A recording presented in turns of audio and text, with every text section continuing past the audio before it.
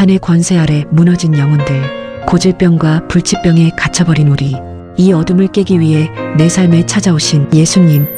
회개하라, 천국이 가까이 왔다. 마귀의 일을 멸하시고 악한 영에게 묶인 영혼을 자유케 하러 이 땅에 오신 예수님은 사망을 이기시고 부활하심으로 전지전능하신 하나님이심을 보이셨습니다. 예수님은 승천하시면서 사도들과 제자들에게 성령이 임하시면 권능을 받고 내가 한 일을 할 것이요 나보다 더 큰 일도 할 것이라고 말씀하셨어요. 그래서 오로지 기도에 힘쓰자 마침내 성령이 임하시고 예수님의 사역 그대로 귀신을 쫓아내고 질병을 고치고 천국 복음을 전파하셨어요. 그렇다면 크리스천인 우리들도 당연히 그 일을 해야 하지 않겠어요? 이렇게 놀라운 하나님의 역사가 현대를 살아가는 우리들에게도 동일하게 일어난다는 것을 증명하는 크리스천 영성학교에서 기도훈련 사역 속에 맺어진 열매들을 한 권의 책에 담았어요. 이 체험담을 통해 사탄의 권세하에 사로잡혀 인생의 무거운 짐과 고질병과 불치병으로 고통스러워하는 영혼들에게 한 줄기 희망의 빛을 주고 싶어요.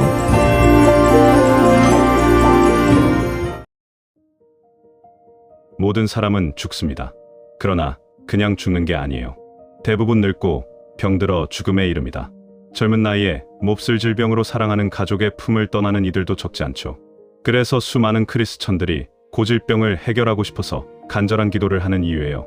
그러나 소원을 이루는 이들은 그리 많지 않습니다. 나이가 들어 면역력이 떨어질수록 각종 질병이 찾아와서 괴롭히죠. 그래서 오늘은 이 문제를 곱씹어 보고 싶어요. 믿는 자들에게는 이런 표적이 따르리니 곧 그들이 내 이름으로 귀신을 쫓아내며 새 방언을 말하며 뱀을 집어 올리며 무슨 독을 마실지라도 해를 받지 아니하며 병든 사람에게 손을 얹은즉 나으리라 하시더라.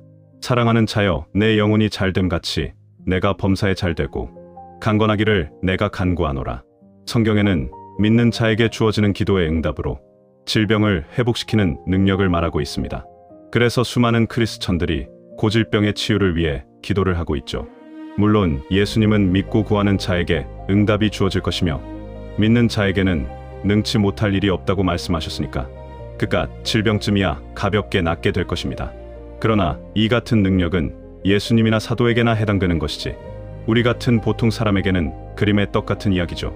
그래서 교인들이 고질병에 걸리면 전 재산을 쏟아부어가며 병원과 의사에게 매달리고 있어요.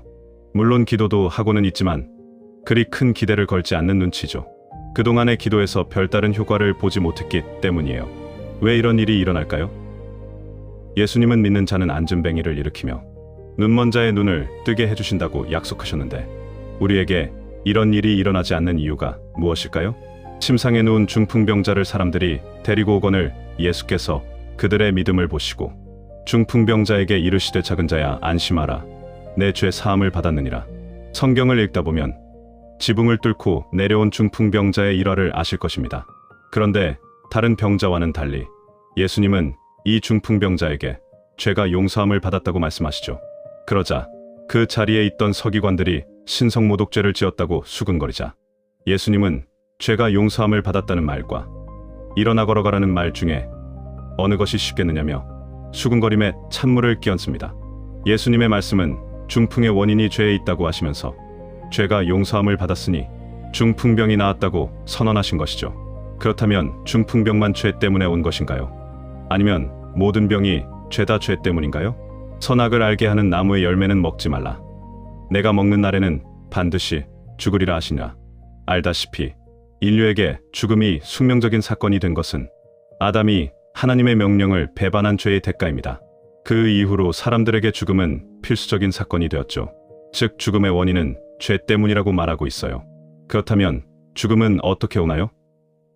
대부분 늙고 병들면 면역력이 떨어져서 생기는 암과 뇌졸중, 고혈압, 당뇨병 같은 성인병에 의해서죠. 그렇다면 모든 질병의 원인이 바로 죄라는 성경의 말씀과 일치해요. 이처럼 우리에게 생겨나는 질병의 원인은 죄 때문이죠. 그렇다면 죄의 문제를 해결하면 질병이 나을 수 있나요? 그렇습니다. 우리의 죄가 용서함 받으면 질병에서 깨끗하게 회복될 수 있어요. 그러나 사람은 죄에서 벗어날 수 없죠. 인류의 조상 아담이 범죄한 이후 그 후손인 사람들은 탐욕과 방탕을 추구하는 죄성이 DNA 안에 새겨져 있기 때문이에요. 그래서 육체를 벗어나지 않는 한 죄에서 자유롭지 못하죠.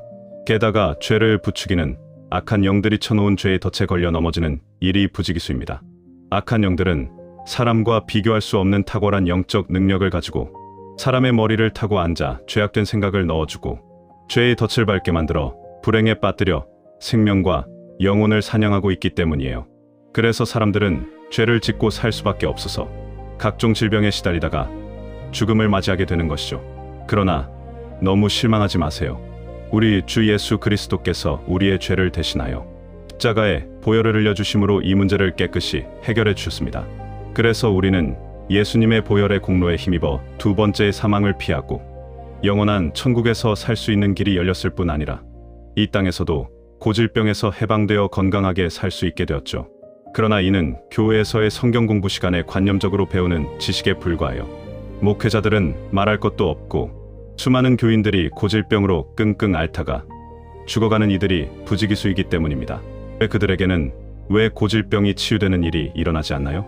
그러므로 너희 죄를 서로 고백하며 병이 낫기를 위하여 서로 기도하라. 의인의 간구는 역사하는 힘이 큼이니라. 그 이유는 사람들의 기도가 힘이 없기 때문이죠. 예수를 입으로 시인했다고 구원을 받는 것이 아니듯이 기도만 한다고 질병이 낫지 않아요. 구원을 받았는지는 죽어서 심판대 앞에서 알게 되므로 얼마든지 거짓말로 속일 수 있지만 질병이 낫는 것은 눈앞에서 팩트로 드러나야 되므로 변명으로 일관하며 꽁무니를 빼기가 쉽지 않습니다. 고질병이 낫지 않는 이유는 하나님이 기뻐하시는 의인으로 인정받지 못했다는 증거예요. 믿음이 없이는 하나님을 기쁘시게 하지 못하나니 하나님께 나가는 자는 반드시 그가 계신 것과 또한 그가 자기를 찾는 자들에게 상 주시는 이심을 믿어야 할지니라. 하나님이 기뻐하시는 사람은 주일날 성경책을 옆구리에 끼고 경건한 얼굴로 1시간짜리 예배의식에 참석하는 사람이 아닙니다. 11조를 열심히 내고 각종 교회 봉사에 내몰려 파김치가 되도록 일을 하는 사람이 아니에요. 담임 목사의 말이 하나님의 말씀이라며 절대 복종하는 사람도 아니죠. 쉬지 않는 기도와 말씀으로 성령과 깊고 친밀하게 교제하는 사람입니다. 혹독하게 하나님의 얼굴을 구하며 전심으로 성령의 내주를 구하는 사람이죠. 그래서 당신의 기도가 능력이 없고 삶에 힘이 없는 이유예요. 교회를 다니는데 왜 하나님을 못 만났다고 느낄까요?